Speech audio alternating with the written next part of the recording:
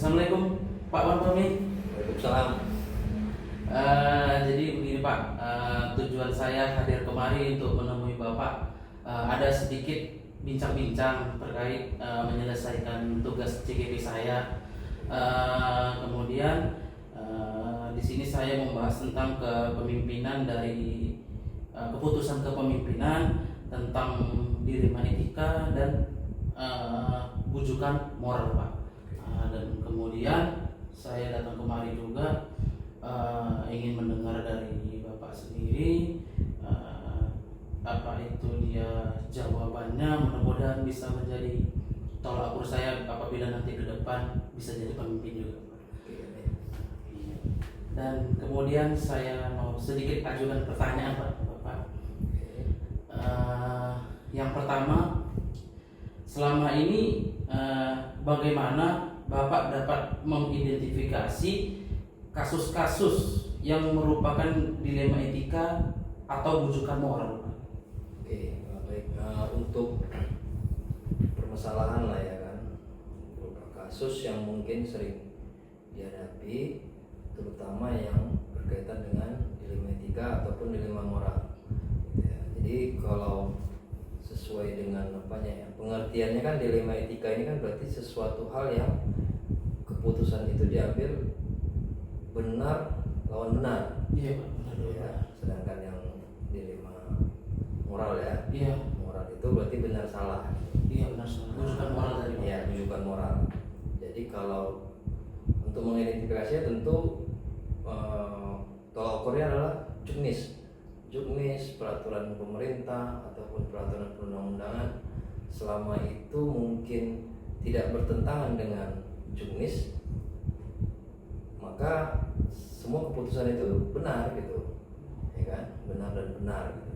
Nah, sedangkan kalau yang benar atau salah itu kan jelas salah satunya pasti melanggar aturan ataupun kesepakatan yang sudah dilaksanakan di sekolah. Nah, saya rasa begitu. Oke, berarti tergantung kondisi semuanya. Iya. Oke, baik. Pertanyaan selanjutnya Pak, selama ini bagaimana Bapak selama menjadi kepala sekolah untuk menjalankan pengambilan keputusan di sekolah Bapak, terutama untuk kasus-kasus di mana ada dua kepentingan yang mungkin sama-sama benar atau sama-sama mengandung nilai kebajikan Pak? Oke. Jadi dalam mengambil keputusan yang mungkin keputusan ini keduanya benar, sama-sama mengandung nilai kebajikan. Iya Pak, betul. Tentu kita kan mengumpulkan semua informasi terkait satu permasalahan, tidak hanya dari sumber yang mungkin bermasalah. Nah, jadi saksi juga, orang-orang sekitar juga perlu diminta pendapat. Biasanya saya mengidentifikasinya begitu. Jadi setelah ada banyak masukan yang diberikan langsung kepada saya, maka keputusan itu saya ambil sesuai dengan tingkat risikonya yang kecil. Nah, tingkat risikonya yang kecil. Jadi kalau ada satu keputusan A dengan keputusan B, ini sama-sama benar gitu kan. Yang A kita ambil itu juga benar, nggak ada yang salah. B juga, ya itu bagus juga untuk sekolah kan gitu. Tapi kita ambil yang risikonya paling kecil, namun manfaatnya paling banyak. Oh gitu. Nah, jadi itu ya. Oke, baik. Jadi kita lanjut ke pertanyaan ketiga. Kemudian langkah-langkah atau prosedur seperti apa yang biasa Bapak lakukan selama ini Pak kira-kira? Kalau langkah-langkah prosedur ya, saya pernah terjadi kasus di sekolah mungkin sangat fatal saya bilang. Langkah-langkah pertama mungkin ada aduan gitu ya, ada informasi yang tidak enak lah yang sudah terjadi di sekolah misalkan. Jadi tentu saya sebelum berbicara dengan yang bersangkutan langsung, saya mencari orang-orang mungkin yang sekitar yang mungkin ada di lokasi yang menjadi saksi. Jadi Jadi setelah saya kumpulkan orang sekitar itu tadi, itu langsung saya panggil yang bersangkutan untuk bertanya langsung. Jadi harus dibandingkan semua pengakuannya. Iya. Nah, gitu.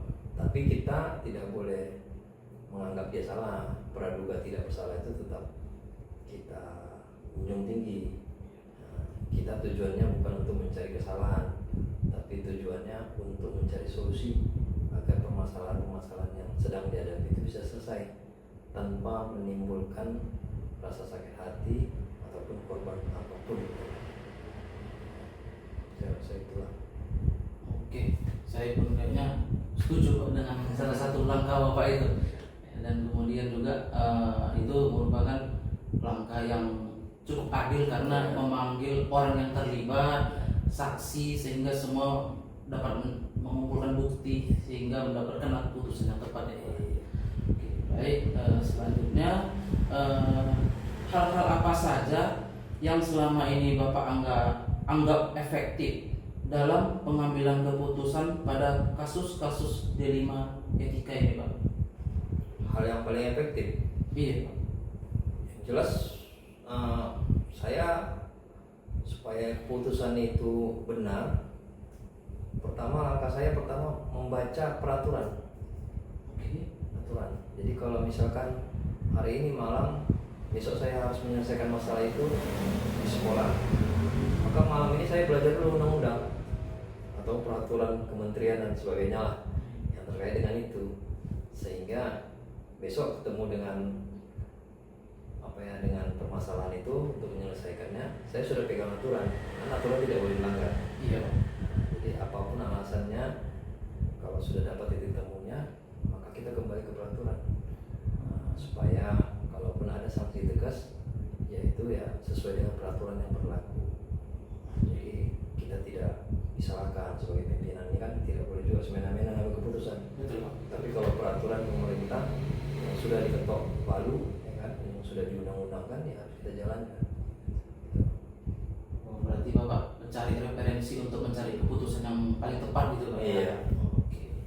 Oke, lanjut berikut Pak. Pertanyaannya, hal-hal apa saja yang selama ini Bapak anggap merupakan tantangan dalam mengambil keputusan pada kasus-kasus D5 etika ini Pak? Menjadi tantangan. Iya betul Pak.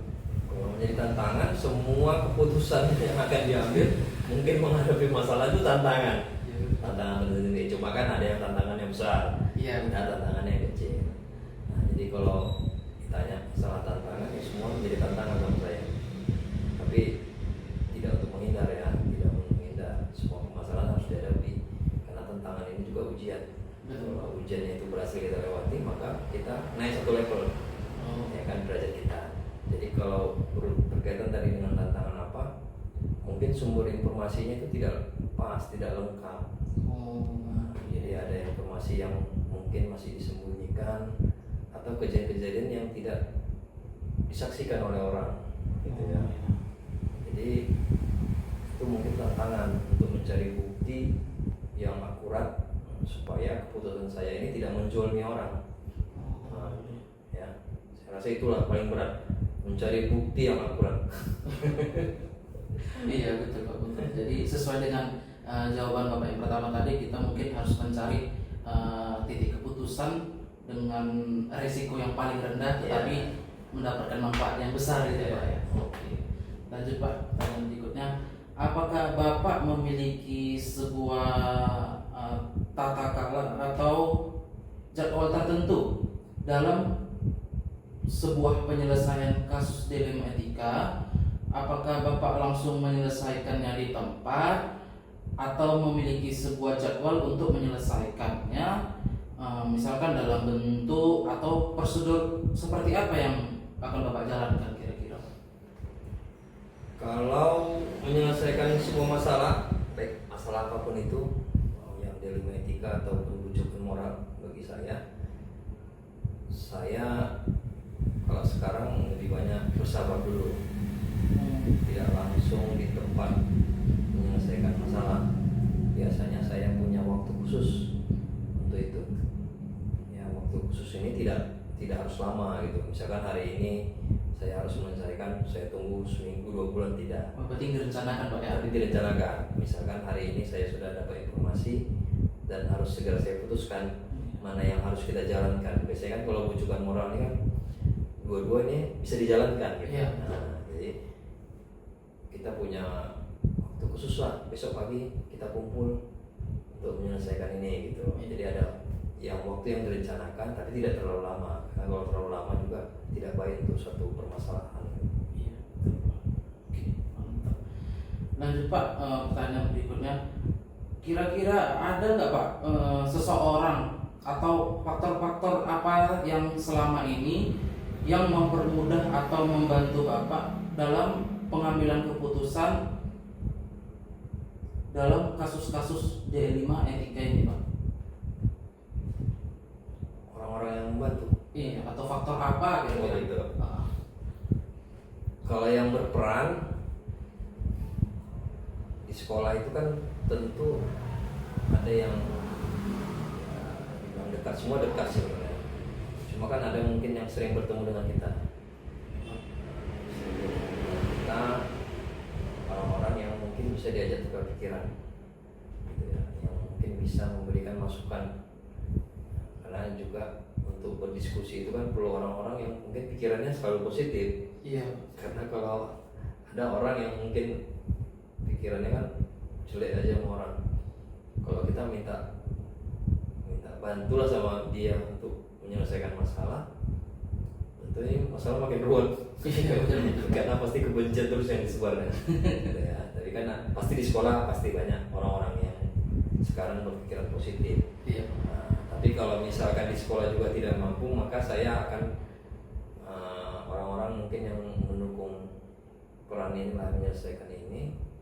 Itu contohnya mungkin rekan-rekan kepala sekolah lain yang berpengalaman jauh dari saya. Jadi saya datangi, saya minta waktu khusus untuk berbicara, bertukar pikiran. Karena pengalaman orang lain juga bisa jadi bahan kita untuk menyelesaikan atau memutuskan suatu permasalahan, apalagi yang sesuai apa ya, yang berkaitan dengan dilema etika itu kan. Dua sama-sama benar ya. Kalau benar salah gampang, pasti yang benar kita jalankan. Betul Pak. Nah, kalau yang sama-sama benar, dua-duanya harus dijalankan gitu ya. Oke, berarti strategi Bapak tadi salah satunya faktor-faktornya itu memang tidak ditentukan siapapun orangnya ya Pak. Ya. Yang penting kita berkomunikasi sama orang yang berpikiran positif ya, Ya. apalagi yang pengalamannya sudah lebih tinggi. Ya. Mudah-mudahan dapatlah kunci atau penyelesaiannya lebih akurat lagi ya Pak ya. Oke, baik, ini pertanyaan terakhir Pak. Kira-kira dari semua hal yang sudah Bapak sampaikan barusan saja, pembelajaran apa yang dapat petik dari pengalaman Bapak selama mengambil keputusan tentang D5 etika ini? Yang pertama, setiap mengambil keputusan jangan lakukan pada saat emosi. Oke. Ya, kan? Iya, iya. Karena itu akan salah. Nah, tapi kalau berhubungan dengan dilema etika, benar sama benar Pak, emosi pun kita mengambil keputusan pada saat emosi pasti benar juga, karena pilihannya benar sama benar gitu kan. Iya, Pak. Nah, tetapi kan secara apa ya, secara etika itu kan keputusan itu harus lebih banyak menyenangkan orang yang lebih banyak gitu. Ya, gitu. Oh, iya. Karena benar sama benar ini keputusannya sama-sama benar, sama-sama bisa dijalankan. Jadi pelajarannya itu bagaimana kita bisa membuat orang bahagia dengan keputusan yang paling banyak orang bahagianya. Oh, iya. Jadi pelajarannya itu gitu. Jadi kalau memang tidak semua masalah ini bisa menyelesaikan apa ya, bisa membuat orang senang, karena tugas kita juga tidak untuk menyenangkan orang semua orang, itu tidak mungkin. Pasti ada satu dua yang tidak terima dengan keputusan. Tapi namanya yang benar sama benar wajib dijalankan. Tapi kita pilih adalah yang paling banyak bisa membagikan orang, yang paling sedikit mencelimi orang gitu. Nah, jadi itu pelajaran yang penting. Tapi kalau bisa jangan sampai menjolimi orang sama sekali. Betul. Nah, itu tidak boleh, ya kan. Jadi itulah, ambillah keputusan supaya lebih banyak orang yang bahagia. Oke, baik. Oke, jadi saya barusan dengar Bapak katakan tadi bahwasanya pengalaman yang bisa Bapak sampaikan yaitu adalah apapun permasalahannya, apapun yang harus mau diselesaikan, itu utamanya pertama kali itu adalah menggunakan kesabaran Pak ya. Iya. Karena apapun itu kalau kita sedang emosi, hasilnya pasti pun juga tidak akan baik Pak ya. Oke. Saya rasa Pak mungkin sudah cukup wawancara pada hari ini. Dan kemudian mungkin pengalaman Bapak dan apa yang sudah Bapak jawab hasil dari wawancara saya ini bisa bermanfaat juga untuk saya, yang saya juga cukup tahu bagaimana Bapak saya sudah kenal dari dulu. Sehingga Bapak sekarang sudah menjadi kepala sekolah, dulu guru saya juga. Mudah-mudahan saya bisa kurang lebih kayak Bapak juga kan. Amin. Karena saya juga menilai juga Bapak dari dulu dalam setiap melakukan kegiatan itu tampak tenang kayaknya Pak, nggak gerusuk. Jadi kayaknya segala suatu hal itu mulus saja Pak prosesnya. Kayaknya Bapak katakan tadi jawabannya dengan sabar saja. Pas Pak dengan selama ini Bapak menyelesaikan suatu hal itu Pak. Oke Pak, makasih Pak atas jawabannya Pak. Oke, alhamdulillah. Makasih Pak. Oke, sukses selalu. Makasih Pak. Assalamualaikum Pak. Waalaikumsalam.